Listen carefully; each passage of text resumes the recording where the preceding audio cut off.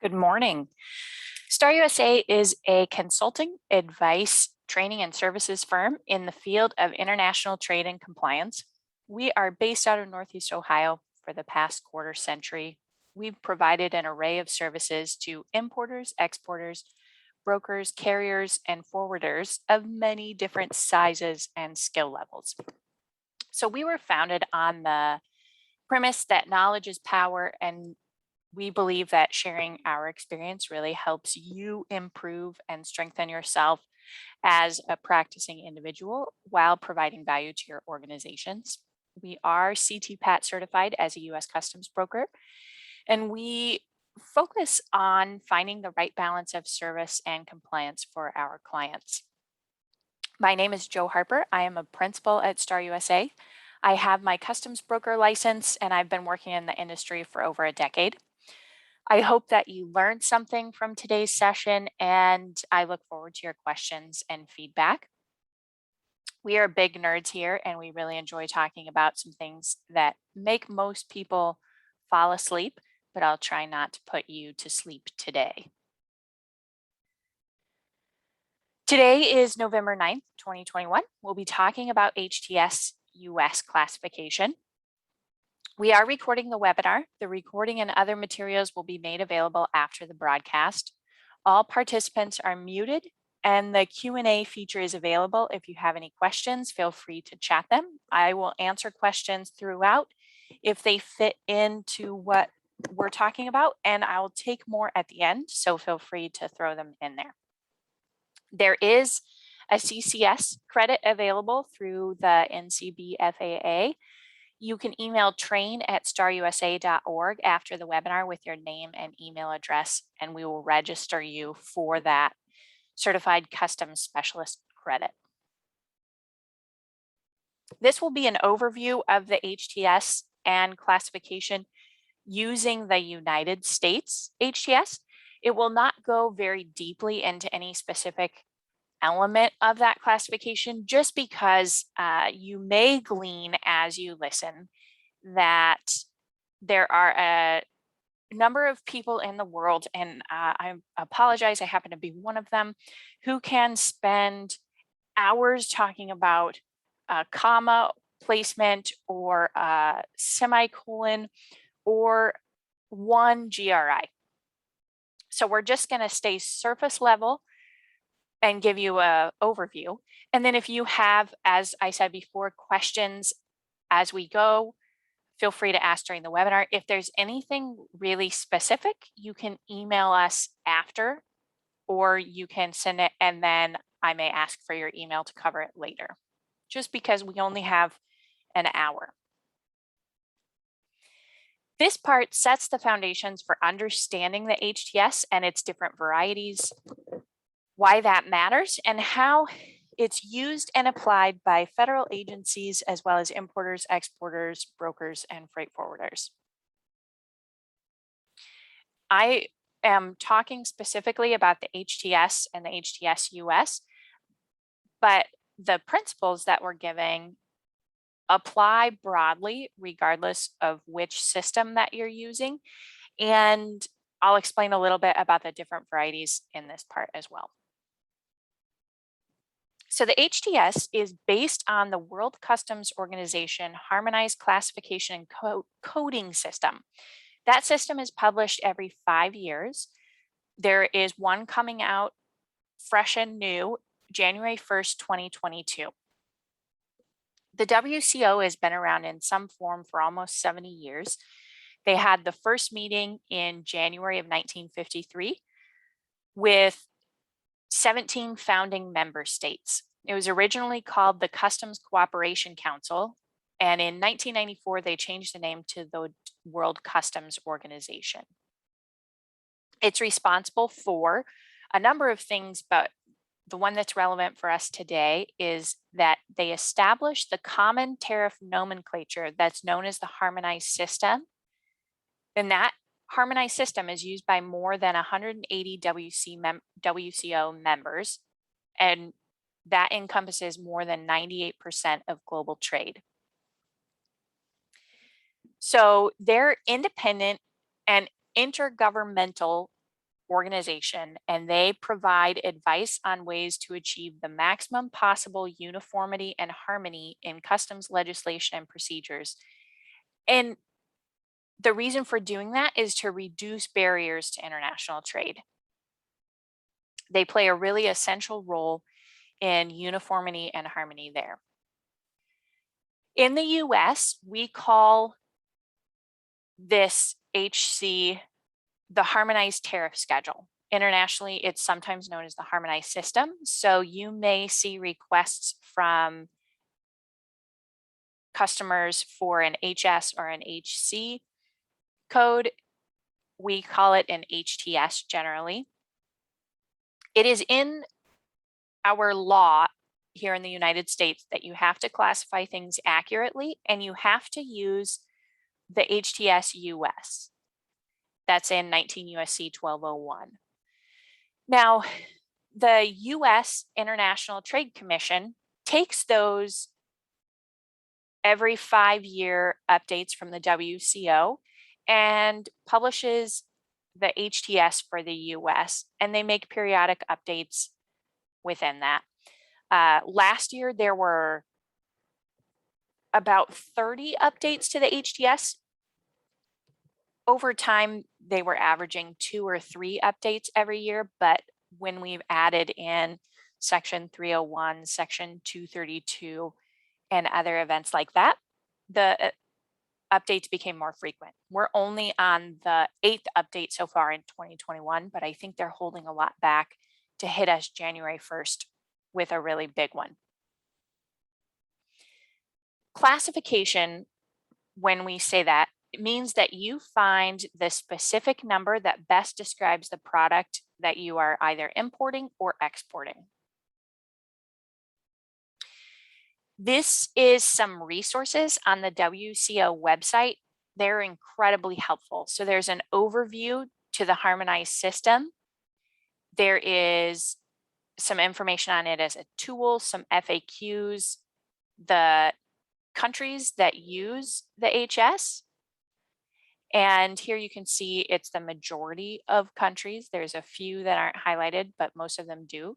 And you can click on a region, and then it will take you to a list of countries for that region and link you to their specific HS. That's incredibly helpful if you are exporting to or importing from a specific country and you want to see what that country cares about in the nitty-gritty. Everything, the first 6 digits of an HS or an HTS code are the same between all the countries. It is up to the countries to add up to 4 additional digits. Some countries have 13-digit long HTS codes. We only have a 10-digit long. And so you focus a lot on those first 6 digits and making sure that they're accurate. And then you provide the last 4 or last 7 digits according to the specific country that it is going to and what that country is paying attention to. There are more than 5,000 classifications within the HS, divided across 21 sections and 97 chapters. In the US, it's coded into our laws as the Harmonized Tariff Schedule. It's either the HTS or the HTSUS. The WCO also publishes the explanatory notes. They publish them every 5 years. So there was an edition in 2017 and there will be an edition in 2022. So I would wait and get the 22 notes if that's something that you're looking at purchasing. Those are great because they are the official interpretation at the international level. So they tell you how to classify to 6 digits.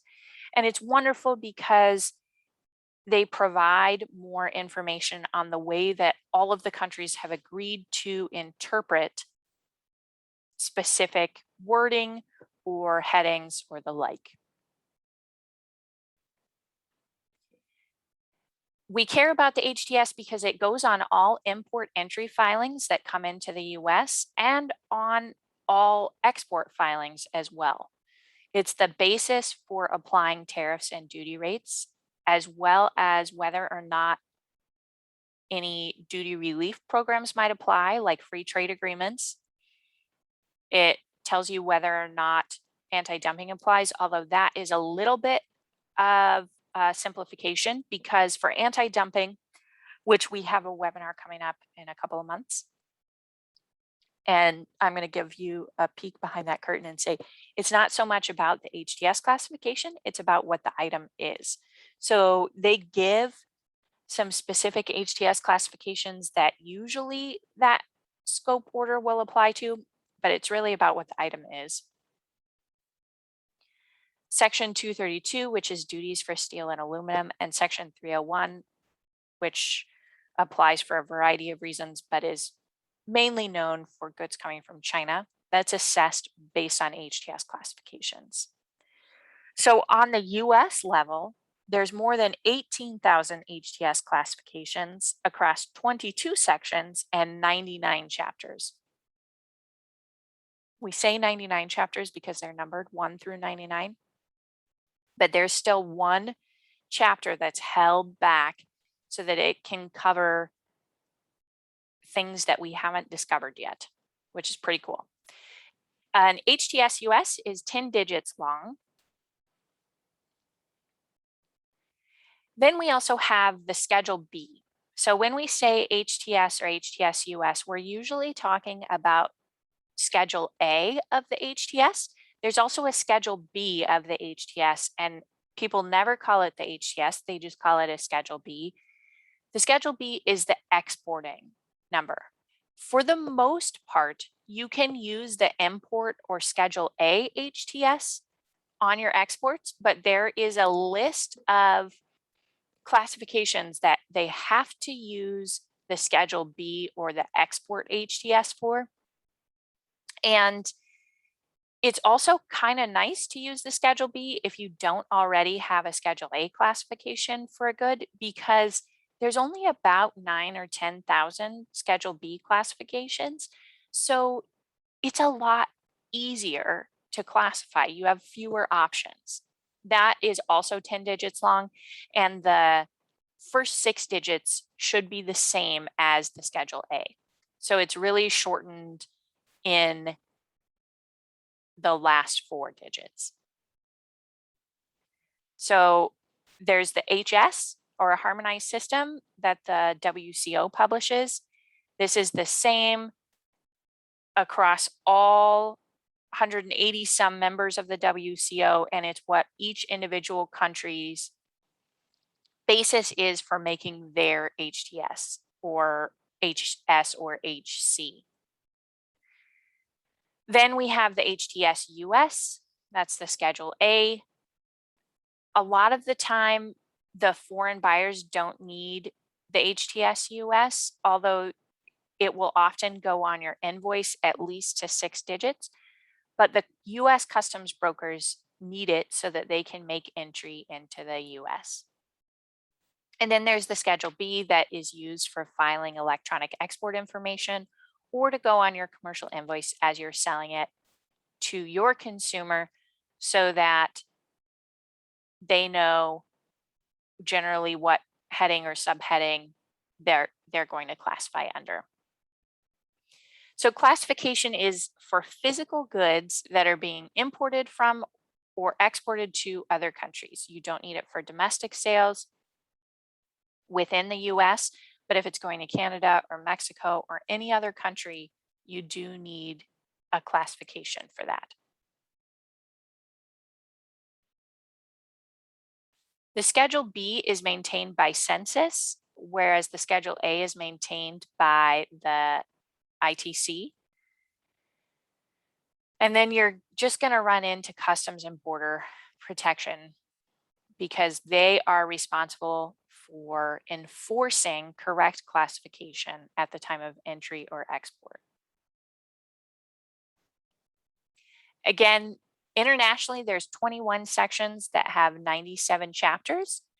Sections are in Roman numerals, so it'll be section I, section II, section XI, etc. And then we have chapters 1 through 97 that cover merchandise. Chapter 98 is special classification provisions in the US. They almost are all ways that you can prevent paying duty, whether that's a free trade agreement, a temporary import under bond, or free import for items that had been imported, exported, and are returning, or US goods that are returning, etc. And then Chapter 99 is temporary legislation and modification of duty rates. Sometimes that's saving, like a miscellaneous tariff bill provision, and sometimes that's additional duty, like a Section 301 provision. And anytime you're using a 99 provision, and almost always when you're using a Chapter 98 provision, you also need to have the Chapter 1 through 97 HTS provision.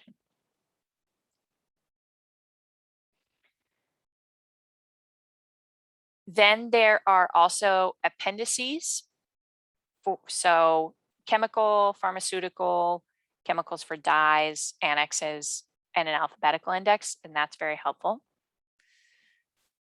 The HS is hierarchically structured.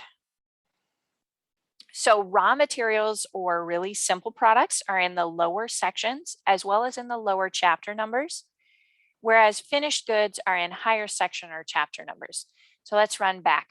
So you'll see in section 1 that covers live animals and animal products. We start with live animals and then we move to meat. Then we have fish, dairy products, and then animal origin products. So you can see you start out with just a really basic animal and then move on to products of animals. And that continues throughout the tariff, both within a section and as the sections progress. So sections 1 through 4 cover agricultural and food. Section 5 is mineral products.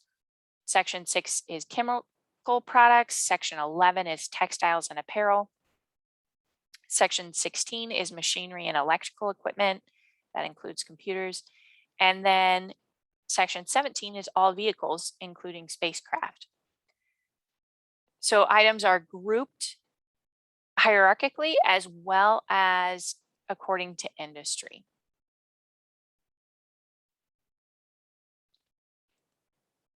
This is an image of the Harmonized Tariff Schedule website.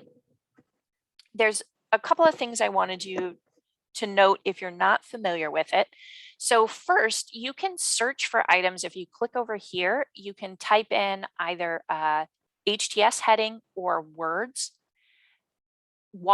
I'll show you as we get down to some of the examples about some things that can come up if you just type in words. So that's not an element that I like to use a lot, but it's great for if you type in a heading, you can get there very quickly. You can also, in this view tab, view the current version. And if you scroll down, there's all the different sections and chapters, and you can click on a chapter to download that chapter.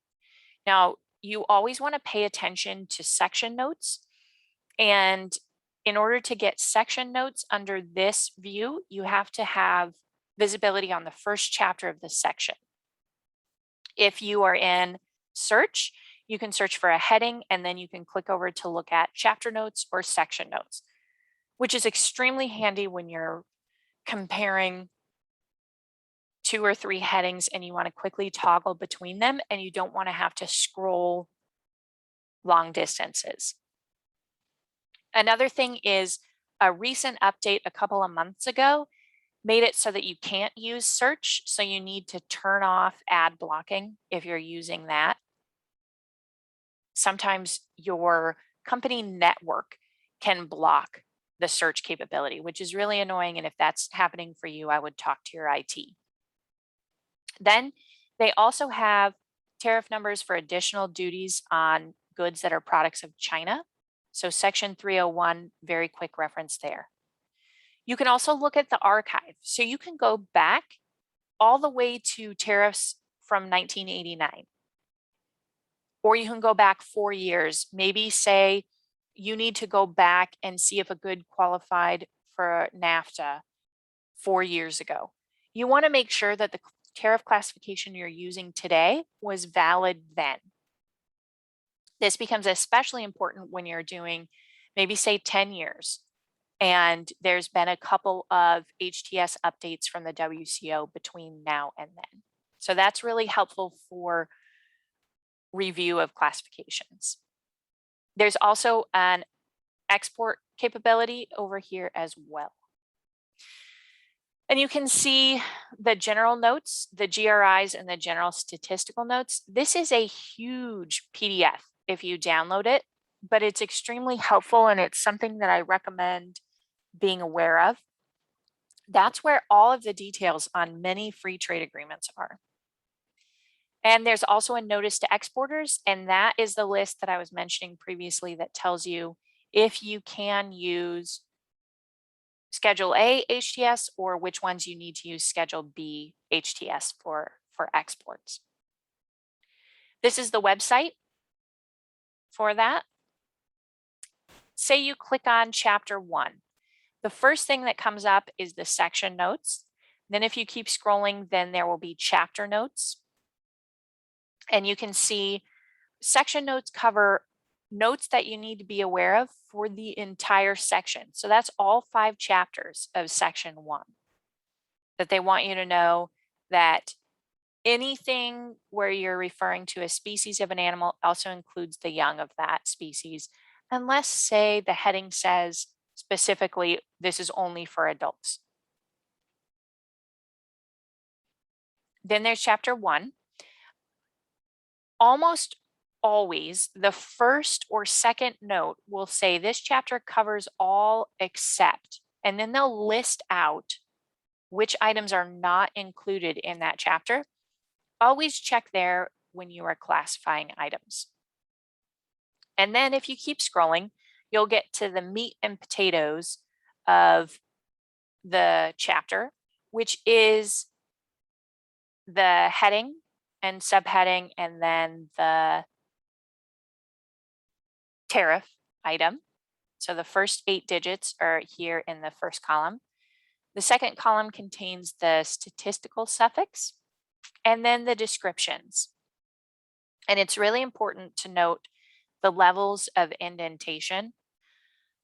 Most other countries provide dashes. So they would have 1 dash or 2 dashes next to these. So you can see at a glance the level of indentation.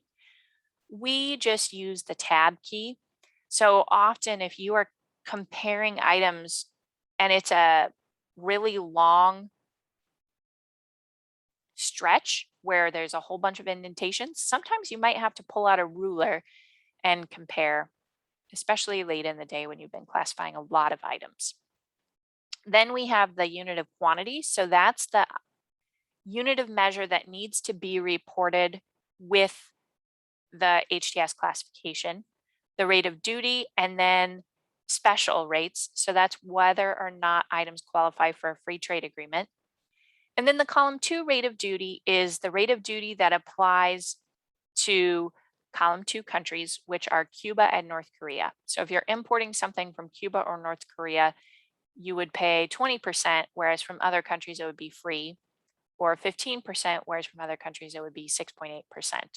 Or if it qualifies for a free trade agreement and you have documentation for it, you can use one of these provisions.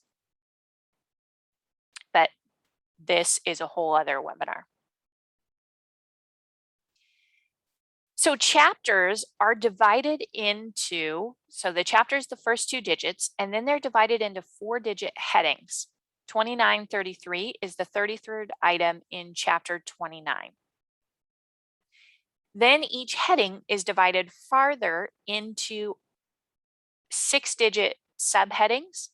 You may also see 5-digit indentations where it indents at 1, at 2, etc. So you want to compare the equal indentation of numbers, and then each subheading can be divided farther by the individual countries into several more subdivisions down to the 8-digit tariff item. So duty rates are assigned at the 8-digit level, and then the statistical classification number at the 10-digit level. These first 6 numbers are the same across all countries. So that's the international HS classification system nomenclature that the WCO puts together. Then you can take a look and see how much emphasis our domestic industry has put on an area by how far it's broken down most of the time. So if there are a whole bunch of 8 or 10-digit levels within a 6-digit heading, a lot of the time that means there is either a lot of diversity within domestic industry or a lot of specialization within our domestic industry, or maybe just a lot of money in it. And we don't really want to be encroached on by other countries. And the way that looks is over here, chapter 89, 8901, and you can see all of 8901 right here in this one screenshot. There's a lot of headings that you cannot see. 2933, I think, is 2 or 3 pages long. And part of that is because the descriptions are pretty big, so they're spaced out. But part of that is because there's a number of breakdowns within that. Whereas 8901, it all ends in 00, and even all of the tariff items are 00, whereas this is 08, which implies that there might be a 07 or a 06. And it's just broken into 8901, 10, 20, 30, and 90. So that's a very simple heading that isn't broken out extensively.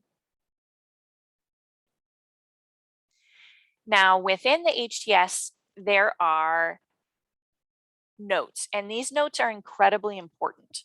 So we have the general rules of interpretation, which we'll talk about in depth in a little bit. They outline the method that you use to determine a product's classification. The general notes are the rules for applying the HTS. They talk about the rates of duty in the HTS, the countries, any rules that you need to get preferential treatment. They might talk about structure or programs, etc.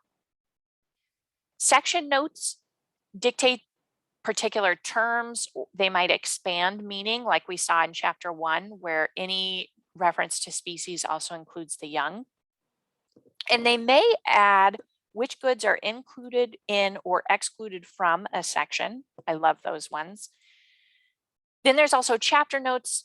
Those are internationally prescribed, like the section notes, and they cannot be changed by the United States. They may have heading notes or subheading notes that tell what's included or explain or define terms that are used in a 4- or 6-digit provision. In chapters 98 and 99, those are written by the US, and they may establish criteria for the duty treatment in those chapters. And they tell you whether they're in addition to or in place of the duty rates for chapters 1 through 97. US notes. So as you go, in the chapter notes, you'll see additional US notes. Those are enacted by Congress or proclaimed by the president.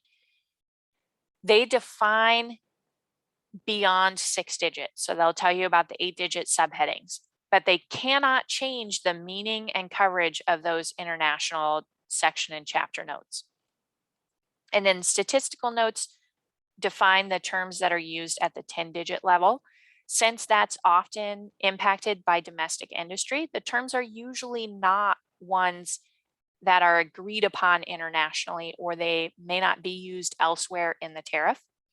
But sometimes there will be situations where a term, say a term for a specific kind of metal, is defined one way at the 6-digit level because that's internationally agreed upon, and a different way at the 10-digit level because that's the way that the US has chosen to define it.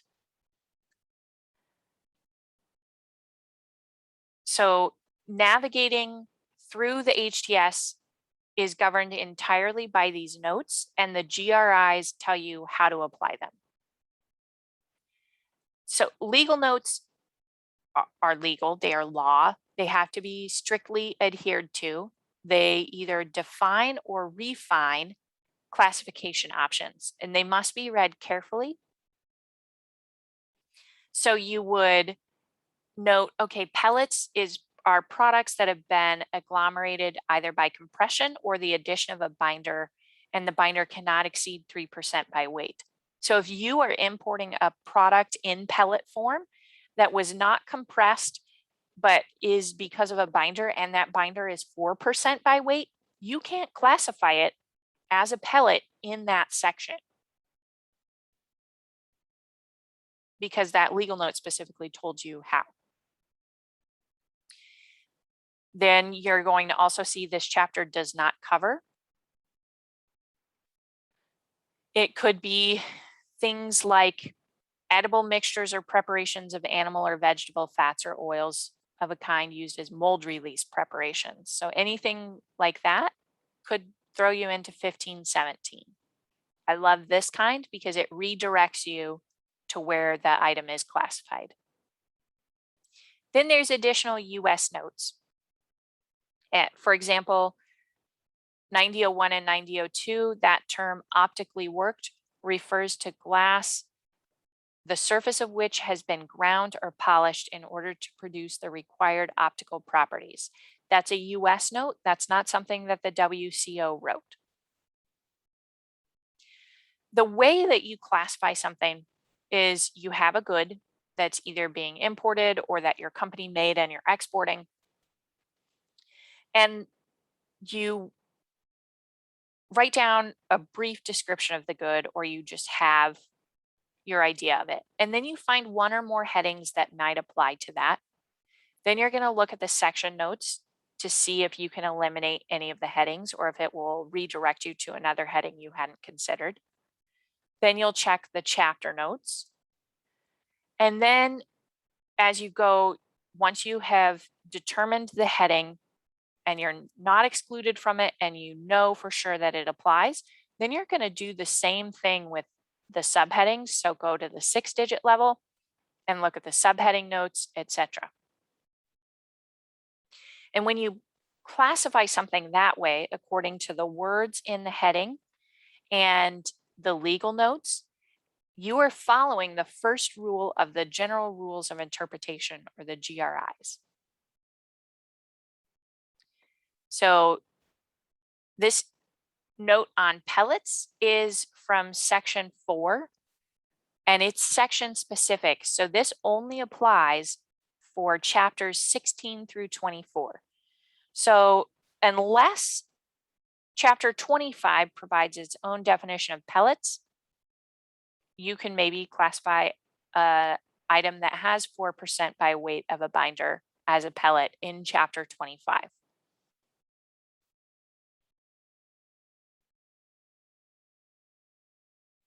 And when a definition is heading specific, that same definition wouldn't apply to 9003 if 9003 had optically worked in it. So you want to read these carefully and make sure you note and refer back to what specifically they're talking about.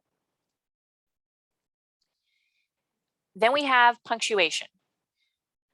So a comma is used to separate a descriptive list of items or set apart descriptions that pertain to the commodity. So 1603 covers extracts of and juices of meat, fish, or crustaceans, mollusks, or other aquatic invertebrates. So it's extracts and juices, and the list of items that the extracts and juices apply to are meat, fish, crustaceans, mollusks, other aquatic invertebrates. Sometimes it helps to diagram out a heading on a piece of scratch paper if you are getting confused by it. Then we have colons. So heading 8201, and that means that a list is following. So that usually means and or something to that effect. So 8201 says it covers hand tools of the following kinds and base metal parts thereof. And then these items are spades, shovels, mattocks, picks, hoes, forks, and rakes. So it's covering hand tools and base metal parts for spades, shovels, mattocks, picks, hoes, forks, and rakes. Then there's a semicolon. We're going to talk about the semicolon on the next slide and come back to this one. But first, there's also a colon at an indentation level. So 6203 covers men's or boys' suits, ensembles, suit type jackets, blazers, trousers, bib and brace overalls, breeches, and shorts.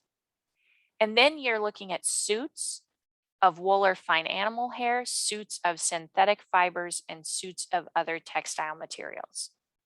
And after this, it's going to be maybe ensembles or suit jackets, but you can put together your list this way. Semicolon is used to denote a full stop. So what came before the semicolon and after the semicolon are independent of each other. So we have heading 4907 that covers unused postage, revenue, or similar stamps of current or new issue in the country in which they have or will have a recognized face value. Semicolon, stamp impressed paper, banknotes, check forms, stock, share, or bond certificates, and similar documents of title. So the big thing here that's separated is the word unused. So the postage stamps have to be unused, but the paper, banknotes, check forms, stock share, or bond certificates, and documents of title do not. You will also see this in subheadings. And for heading 8201 here, axes, bill hooks, and similar hewing tools may not necessarily be included. The base metal parts may not be included in there, and or they may not need to be just hand tools. So this list is independent of this list.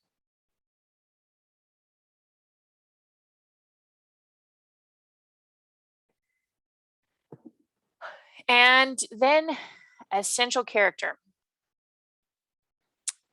This is really important for GRIs 2 and 3B. We're going to talk about the GRIs on the next section.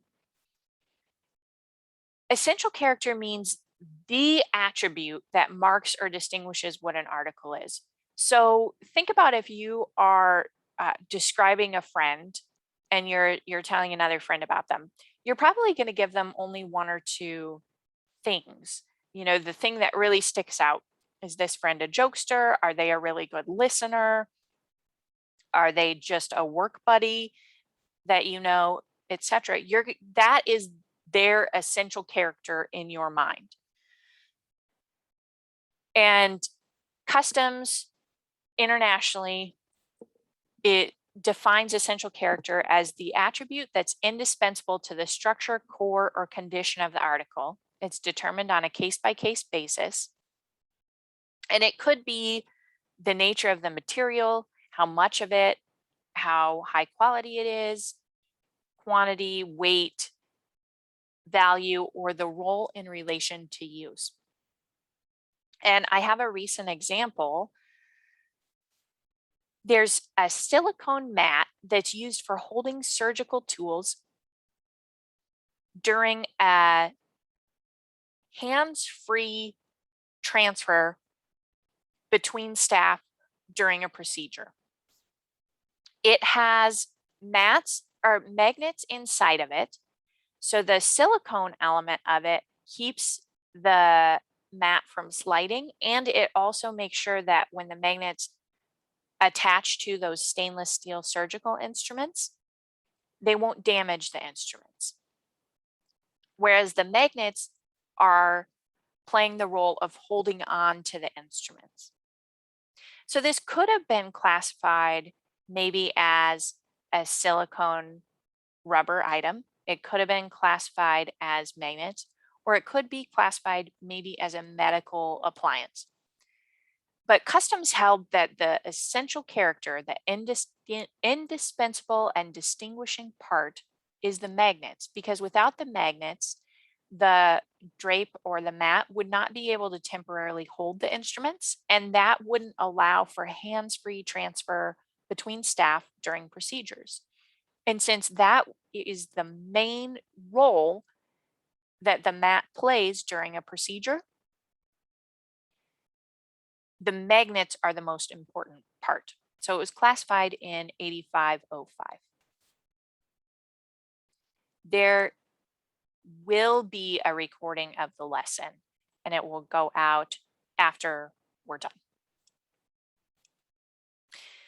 So GRIs, and I apologize for your eyeballs. We're going to be on this slide for a while. I will not talk about this as long as I could talk about it though. So when you are applying GRIs, the premise is that you have to start with items at the same indentation.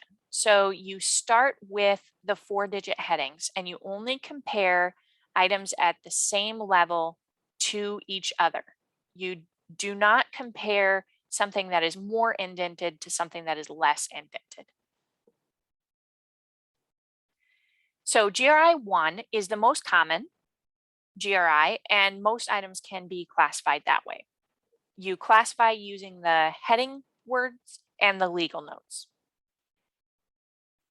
Sometimes it may appear that it's more complicated, but most things are classified this way. GRI 2, both A and B, expands the scope of the headings to cover items that are incomplete or unfinished, or disassembled or unassembled. So an example of that is John Deere imports tractors that are 90% assembled. They're going to add the tires, loader arms, and hitch components here in the US, but it has the character of a tractor and is therefore classified as a tractor. This is also thought of as the IKEA rule. So you get your bookshelf or your desk unassembled, you get your cool little Allen wrench and all your other items. It's still a desk. It's classified as a desk. And then it tells you if you have too many options to use GRI 3. So GRI 3 is the way that you decide between multiple headings. GRI 1 is what you do when it's clear cut and you can use your section redirections and exclusions and coverages and your chapter note details to get you to a specific classification. GRI 2 is when you don't have any options and you need to make some more options. And GRI 3 is what you use when you have too many options and you need to decide between them. And you apply them in order. You can't jump straight to 3C. You have to start with 3A. And 3A is where that detail about only comparing items at the same indentation level comes into play, because subheadings at the 6 or 8 or 10-digit level are almost always more specific than the 4-digit heading. So it'd be really easy to compare other items. But for example, classification for a knit bag is more specific than classification for other knit articles if you are classifying a knit bag. And then 3B tells you how to classify mixtures, composite goods, or sets. So mixture is when there are 2 or more things that are combined and mixed together. A A composite good is when there are two or more things that are assembled so that they can't be easily detached. Things like a flashlight radio or the like, maybe a printer, fax machine, that kind of thing. That's a composite good. And a set is when items meet a really specific set of rules and that allows it to be classified as a set or a kit. We're going to talk about a set example later on. So an example of a recent ruling that used GRI 3B is they were importing some decorative lanterns that are about a foot across and 2 feet tall. And they're made out of thin wicker rods that are woven together to make a lattice work. And then there's a plastic battery operated light inside that's formed to look like a flame. And you can turn it on. It's imported without batteries. And customs ruled that the essential character is not the plastic light or the batteries that's inside, but it's the item that the light shines through. That's what's making it special. That's what's setting it apart from all the other plastic lights. So it's classified as wickerwork in 4602. And then 3C is the absolute all-time best of rules. And it says that you use the last heading numerically of those that merit consideration. So there's an example of aluminum frames with plastic handles that are attached to polyester microfiber, and that's used to clean windows and floors and disinfect rooms and facilities. So they're made of aluminum, plastic, and polyester. All of those elements of the tool are equally important. You need the handle to hold on to it to keep your hands free. You need the aluminum rod so that you can reach the corners of the rooms, and you need that microfiber polyester element in order to carry the cleaning solution and actually remove dirt. So customs says all of those are equally important.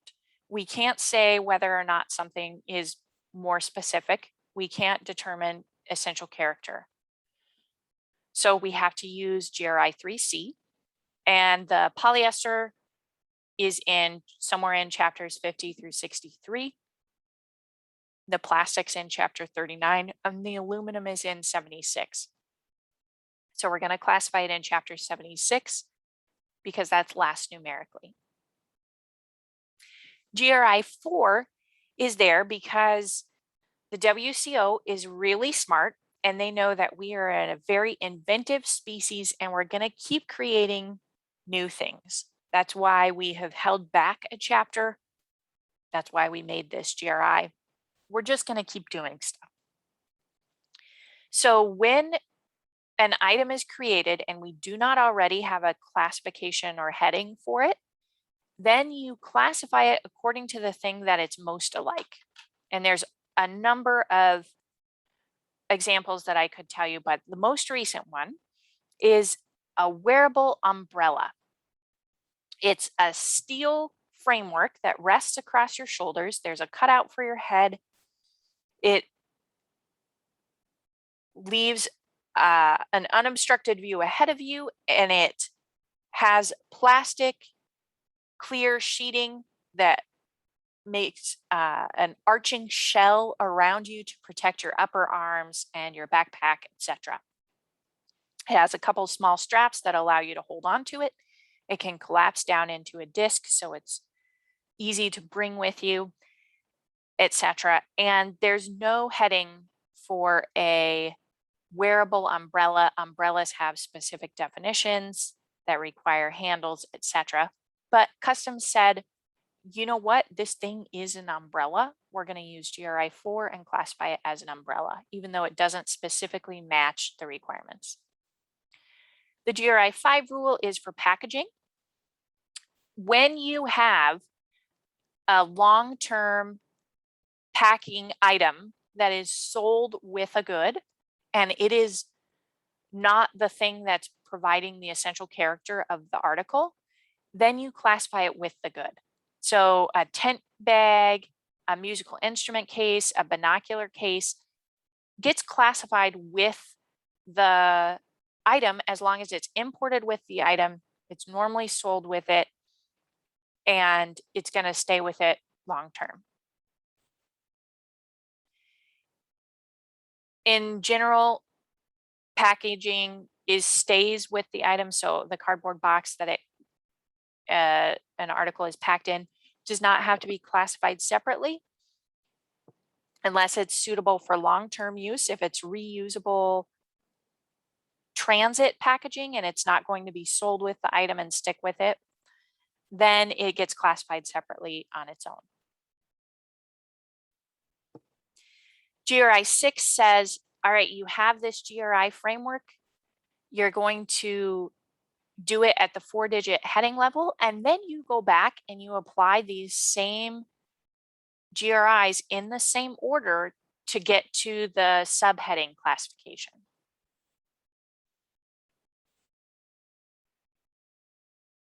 There's also, when you see GRI 6, you're going to often also see another GRI. So whether it's GRI 1 or GRI 3, and then GRI 6 is what you'll usually see. The US rules of interpretation are also sometimes denoted as ARI, or the American rule of interpretation, or the additional rule of interpretation. And what they say is that if something is imported as a tire to plant plants in, you're going to lamb around and plant plants in them, but those same tires are normally used for trucks. It's imported as a truck tire and you pay that level of duty instead of importing it as a gardening item of rubber. There are certain HTS classifications that are actual use provisions. Those are headings like 9817. And there's rules in 19 CFR 10.131 through 10.139 that tell you how to satisfy that actual use provision. And so you have to prove that within 3 years of entry. 1C says that if there's a specific description for an item, that takes precedence over a parts provision. So if there is a provision for rubber seals and you're importing a rubber seal for a tractor, you would classify it as a rubber seal instead of as a part for a tractor, unless the legal note specifically contradicts that. And then Section 11 legal note applies to all textile goods. And I'm not going to read you that one, but know that it exists and how to get there. So to classify your product, you need to know it. You need to know what it's made of, how it functions, what the application is. You should have technical drawings, images, etc. If you have sales literature, that often tells you what they're using it for. So for example, that silicone mat with rubber or with magnets in it, the sales literature would tell you that the purpose of it is to provide for hands-free transfer.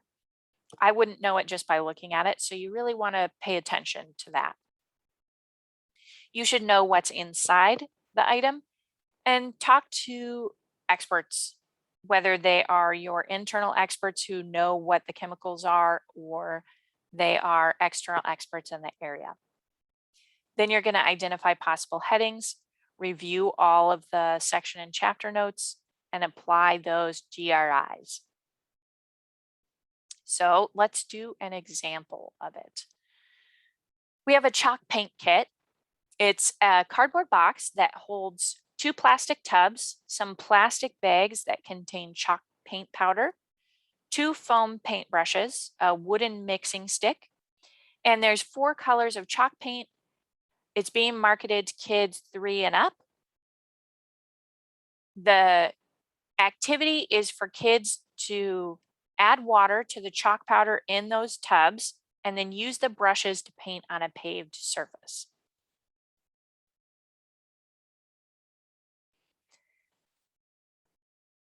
There's some options. 2509 covers chalk. 3213 covers the chalk powder, that's the paint that's packaged together. The plastic tubs can go in 3926. The wood stirring stick could go in 4421.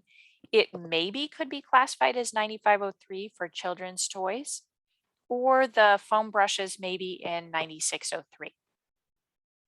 So note here that anytime it says other articles of plastics, other articles of wood, you need to have checked all of the headings that came before this in chapter 39 or in chapter 44 to know that it doesn't fit better in those other headings.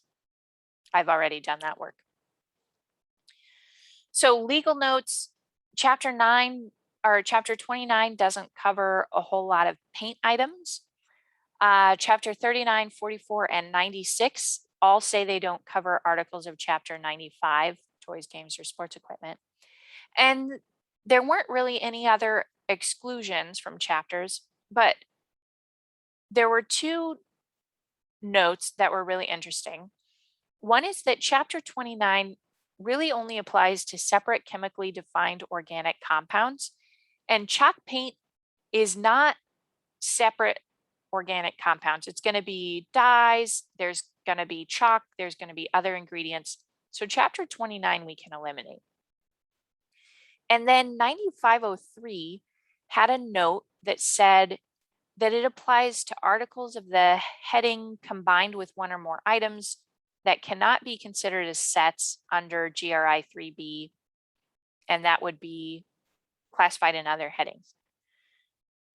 So Customs said that it's best in 3213 as paint colors put up together in sets, which it is. It's chalk paint put together in a set. And there's brushes and other items, the wood, the plastic, that would go in other headings and allow it to be a set. So you want to have really good practices around your HTS classification.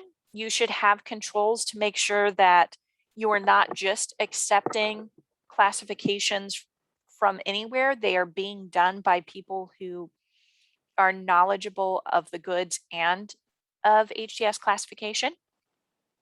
You need to follow specific rules for parts and accessories. There should be really clear roles and responsibilities. Who is assigned to classify new articles, who makes sure that they're classified, etc. You should have education for your salespeople. If they're selling something that doesn't have a classification yet, they should know that that needs to get escalated to you, etc. Good management of the program. You will likely run into items that you don't know how to classify. And when that happens, consult with US Customs, submit a ruling request.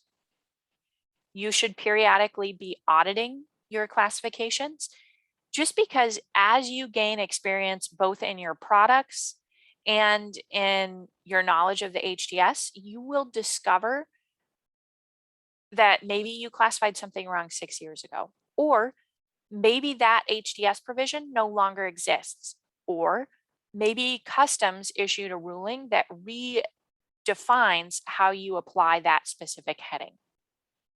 So you want to periodically audit and be able to correct those things. You should also be in communication with your vendors so that they know that they are required to provide you HTS classifications as well as information so that you can confirm that those are the right HTS classifications. If they're selling you polyethylene and they're giving you the HTS for PVC, either their HTS is wrong or they're providing you the wrong item. So you want to know about that. Have periodic outside education, just because you will learn new things. Product databases are key. Having a clear central point where HTS classifications are stored and available for people is necessary. And have a process so that when your engineers develop a new product, you're looped in, you know how it's made, what it's for, etc. And you can provide a classification so that you can see, are we going to pay a ton of duty to this if we import it into the United States? If I sell this to Brazil, what's the duty impact going to be? And you can start planning about that. That's really good business practice for you to be able to forecast the impact of an article. Key resources are the HTS, the Schedule B, archives. ITC has a good online learning tool. The best element is customs ruling online search system, but there's user error can be pretty large. If you just search for an article by a general name, you may just take the first one, and I would caution against that. You want to read the ruling and identify how the characteristics of that item align with the characteristics of your item, because that's really where you can get to the nitty-gritty of, does this classification apply? We also have a parts classification webinar that tells you how to apply classifications for parts, as well as a cool handout on parts of general use. Thanks so much for attending. We kept it almost to an hour. And again, submit your credit request to train@starusa.org. There's a credit available, and I will take a look at questions. Yeah, we have heard about the new further education for customs brokers that customs may start to require.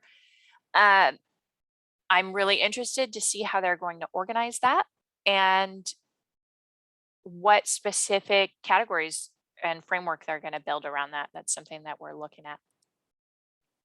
If you have a specific classification for a product, or you need help classifying a product, you can send a message to train@starusa.org. They'll probably get it over to me or some of our expert classification staff, or any of the details. If you want to send it to customs, if you have a question for a product and you're going to submit a ruling, you would submit that to CBP, and there are ways to do that informally. You can ask a Center of Excellence and Expertise for some casual advice. You can send an email to a contact there, or you can put together a formal ruling request and submit it according to the regulations and the details on customs website.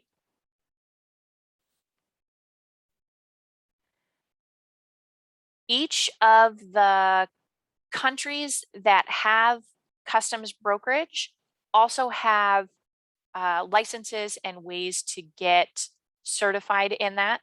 The EU, a lot of times, instead of customs brokers being in companies that do customs brokerage, they will often be embedded at companies and do customs brokerage for a specific company, which I think is also a kind of cool practice. But yes, each country has equivalencies to a licensed broker and how you get that done. We're going to end there for today, but if you have, again, any other questions, you can send them to train@starusa.org. And it was wonderful to spend time with you today. Hope you have a wonderful day.